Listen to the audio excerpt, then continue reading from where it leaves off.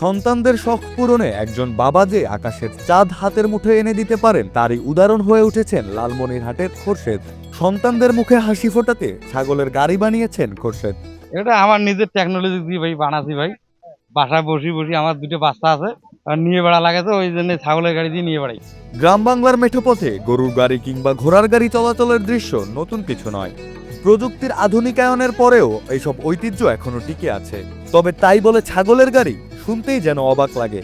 কিন্তু সেই অবাক করা দৃশ্যই এখন দেখা যাচ্ছে লালমনিরহাটে, যা ঘিরে তৈরি হয়েছে কৌতূহল, আনন্দ আর বিস্ময়ের মিশ্র অনুভূতি।